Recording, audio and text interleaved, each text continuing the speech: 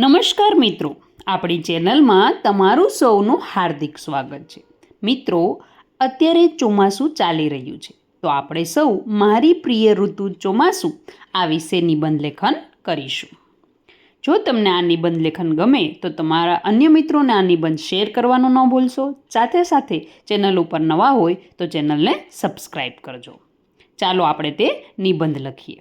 સૌપ્રથમ નિબંધની શરૂઆત આપણે એક સરસ મજાની શાયરીથી કરીશું કે વાદળોની વાંસળી જ્યારે આકાશમાં વાગે, વાદળોની વાંસળી જ્યારે આકાશમાં વાગે, ધરતી હરિયાળીની ચુંદડી ઓઢી આનંદમાં ઝૂમે, વરસાદના દરેક ટીપા જીવનમાં ખુશીઓ ભરે, ચોમાસું આવે ત્યારે પ્રકૃતિ સ્વર્ગ સમી લાગે।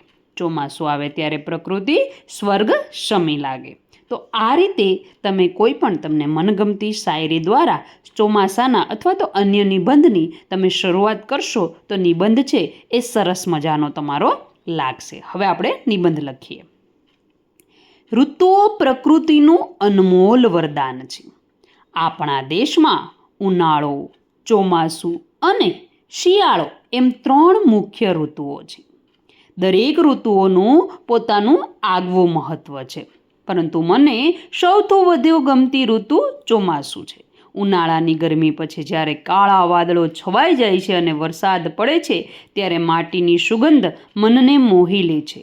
ચારે તરફ હરિયાળી છવાઈ જાય છે, વૃક્ષો નવા પાંદડા ધારણ કરે છે, ફૂલો ખીલે છે, મોર નાચે છે અને પક્ષીઓ કલરવ કરે છે।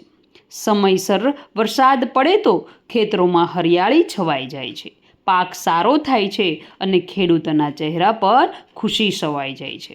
વરસાદ આપણા દેશની અર્થવ્યવસ્થામાં પણ ખૂબ મહત્ત્વ ધરાવે છે। તો આ રીતે તમે અલગ અલગ મુદ્દા પાડીને જો નિબંધ લખશો તો નિબંધ છે એ સરસ મજાનો લાગશે।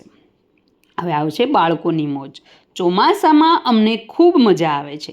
વરસાદમાં પલળવું, કાગળની હોડી તરાવવી, મિત્રો સાથે રમવું અને ગરમા ગરમ ભજીયા મકાઈનો સ્વાદ માણવો, આ બધું જ યાદગાર બની જાય છે।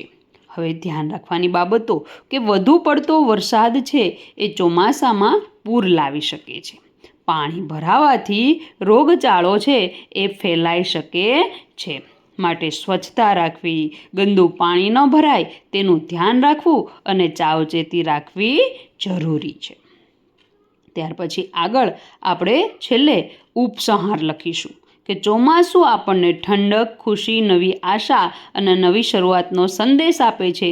પ્રકૃતિના આ મનમોહક સ્વરૂપ મારા હૃદયને ખૂબ ગમે છે, એટલે જ ચોમાસું મારી પ્રિય ઋતુ છે। તો આ રીતે તમે નાનકડો એવો નિબંધ સરસ મજાનો લખી શકો છો। મિત્રો, આવા જ નિબંધ માટે અમારી ચેનલને ફોલો કરતા રહો।